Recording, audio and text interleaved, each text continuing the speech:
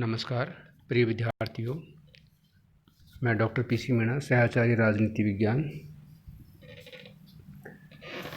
BA part second का topic Swiss संविधान की विशेषताओं पर आज हम चर्चा करेंगे। स्विट्ज़रलैंड दुनिया की सामान्य जनता के लिए एक आकर्षण का केंद्र है और स्विस संविधान राजनीति शास्त्र के विद्यार्थियों के लिए परम महत्व का विषय है। स्विट्ज़रलैंड आल्प्स पर्वतमालाओं के अंक में अवस्थित एक छोटा सा देश है। इसका क्षेत्रफल लगभग 15,950 वर्ग मील है, जो भारत के केरल राज्य के बराबर तथा राजस्थान के जैसलमेर जिले से कुछ अधिक है। यह देश चारों ओर से अन्य देशों जैसे इटली, जर्मनी, फ्रांस आदि से घिरा हुआ है। इसी कारण इसे भूमि से घिरा हुआ देश कहते हैं। इसमें 20 पूर्ण राज्य तथा 6 अर्ध राज्य हैं। पहाड़ी प्रदेश होने के कारण स्विट्ज़रलैंड का एक बड़ा भूभाग कृषि योग्य नहीं है। समस्त भूमि के केवल 35% भाग में कृषि होती है तथा उसमें से केवल 23% जनता की उदर पूर्ति होती है। लोहे और कोयले की खानें भी वहाँ अधिक है, अतः व्यवसाय के लिए वहाँ अधिक अवसर नहीं है। स्विट्ज़रलैंड का संविधान एक अनूठा संविधान है और इस संविधान की अपनी कुछ विशेषताएं हैं। इन विशेषताओं को मैं आपको बताना चाहूँगा। स्विस संविधान की कुछ प्रमुख नंबर 1 है निर्मित और लिखित संविधान। स्विट्ज़रलैंड का संविधान एक निर्मित संविधान है। मौलिक रूप से इसका निर्माण सन 1848 तथा इसके बाद इसका संशोधन 1874 में किया गया। इस संविधान में संशोधन होते रहे हैं। वर्तमान संविधान 18 अप्रैल 1999 को जन्म संघ द्वारा अंगीकृत किया गया और 1 जनवरी 2000 से लागू किया गया। तो स्विट्ज़रलैंड के नए संविधान में 196 अनुच्छेद और 4 अध्याय तथा प्रस्तावना है। यह एक लंबा प्रलेख है।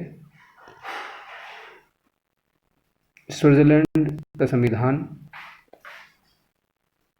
निर्मित और लिखित है। समय काल और परिस्थितियों के अनुसार इसमें संशोधन होते रहे हैं। दूसरा है कठोर संविधान। विश्व में संविधान 2 तरह के होते हैं, एक कठोर संविधान और दूसरा लचीला संविधान। स्विट्ज़रलैंड का संविधान एक कठोर संविधान है। इसमें आसानी से संशोधन नहीं किया जा सकता है। इसे संशोधन करने के लिए एक विशिष्ट प्रक्रिया अपनानी पड़ती है। संविधान में संशोधन का प्रस्ताव संसद के दोनों सदनों द्वारा पास होना चाहिए और उसके बाद उसका समर्थन मतदाताओं तथा कैंडिडेटों के बहुमत से होना चाहिए। यही कारण है कि अमेरिकी संविधान में अब तक केवल 27 संशोधन हैं, वो भी अमेरिकी संविधान में कठोर संविधान है। अगली विशेषता है संघात्मक शासन प्रणाली। अमेरिकी संविधान की भांति स्विस संविधान की संघात्मक शासन प्रणाली की स्थापना करता है, परंतु स्विस संघ व्यवस्था अमेरिकी संघ व्यवस्था की अपेक्षा अधिक कठोर है। गणतंत्र। स्विस संविधान गणतंत्र की स्थापना करता है। भारत और अमेरिका की भांति स्विट्ज़रलैंड भी एक गणतंत्रात्मक देश है। स्विस संघ में शासन का अध्यक्ष एक निर्वाचित राष्ट्रपति होता है, परंतु स्विस राष्ट्रपति अमेरिका या भारत के राष्ट्रपति की तुलना में कम महत्वपूर्ण है। बहुल कार्यपालिका। स्विस संविधान की संघीय सरकार उसकी एक अनूठी विशेषता है। यह एक बहुल कार्यपालिका है जिसमें 7 सदस्य होते हैं। सदस्यों का निर्वाचन 4 वर्षों के लिए संघीय संसद द्वारा किया जाता है। इन सभी सदस्यों की स्थिति एक समान होती है। इनमें से प्रत्येक व्यक्ति बारी बारी से 1 वर्ष के लिए सरकार का प्रधान अथवा राष्ट्रपति बनता है। इस प्रधान को ही स्विट्ज़रलैंड का राष्ट्रपति का नाम दिया गया है, राष्ट्रपति कहा गया है। प्रत्यक्ष लोकतंत्र। विश्व के लगभग सभी देशों में अप्रत्यक्ष लोकतंत्र प्रचलित है, लेकिन स्विट्ज़रलैंड एकमात्र ऐसा देश है जहां आज भी प्रत्यक्ष लोकतंत्र, कुछ राज्यों में प्रत्यक्ष लोकतंत्र प्रचलित है। स्विट्ज़रलैंड की 1 पूर्ण कैंटन और 4 अर्ध कैंटनों में प्रत्यक्ष लोकतंत्र प्रचलित है। निराली संसदीय व्यवस्था।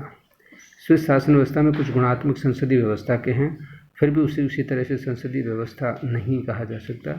वहाँ कुछ बातें अध्यक्षीय शासन व्यवस्था की भी देखने को मिलती है, उसे पूर्णतः अध्यक्षीय शासन नहीं कहा जा सकता। स्विट्ज़रलैंड में संसदीय शासन व्यवस्था और अध्यक्षीय शासन व्यवस्था दोनों के ही गुण देखने को मिलते हैं। निराली व्यवस्थापिका। स्विस संसद के 2 सदन हैं, प्रतिनिधि सदन और सीनेट। परंतु संभवतः संसार में स्विट्जरलैंड ही एक ऐसा देश है जहां विधायिका के दोनों सदनों की शक्तियां बराबर हैं। अमेरिकी प्रतिनिधि सभा सीनेट के समान फीकी है।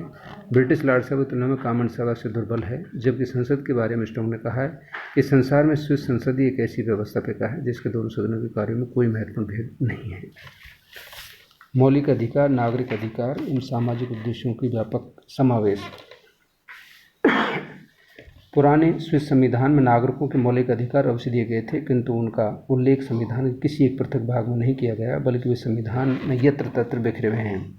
नए संविधान में न केवल एक अधिकार पत्र शामिल किया गया है, बल्कि इस अधिकार पत्र की पहले की तुलना में और विश्व के अन्य किसी भी संविधान की तुलना में बहुत अधिक व्यापक रूप में मौलिक अधिकारों को समावेश किया गया है।